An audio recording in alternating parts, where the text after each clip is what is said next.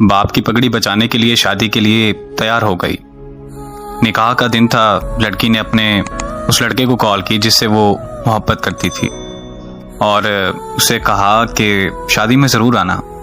तो लड़के ने मना कर दिया। लड़की के बहुत ज़्यादा इसरार करने पर वो लड़का मान गया। जब निकाह का दिन था और निकाह का वक्त हुआ तो वो लड़का लड़की के सामने खड़ा था। वो लड़का उस लड़की की दी हुई अंगूठी पहन कर आया था जो कभी उस लड़की ने उस लड़के को दी थी। मौलवी साहब ने पहला कबूल है कहने को कहा।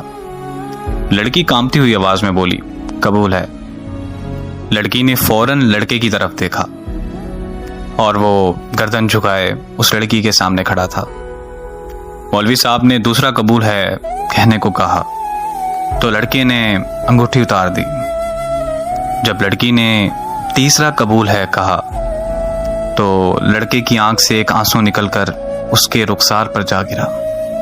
उस लड़के के हाथ से अंगूठी गिरी और वो चला गया।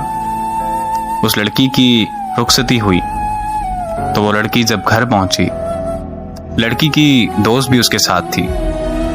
लड़की अभी जाकर ही बैठी थी।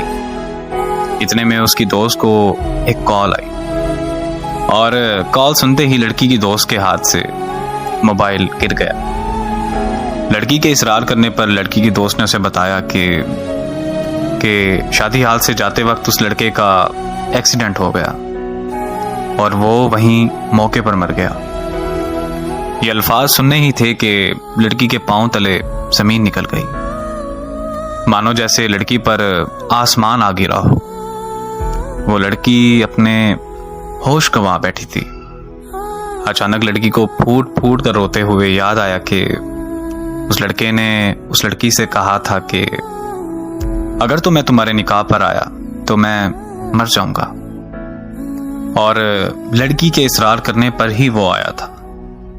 लड़की और फूट फूट कर रोने लगी कि मेरे कहने पर वो आया था।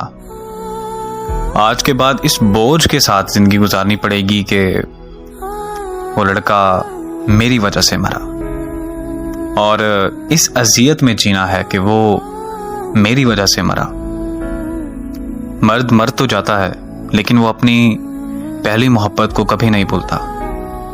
मानो कि उसकी पहली मोहब्बत ही उसके लिए पूरा कुल जहान होती है, और मर्द जिससे सच्ची मोहब्बत करता है तो उसका कब्र तक साथ निभाता है।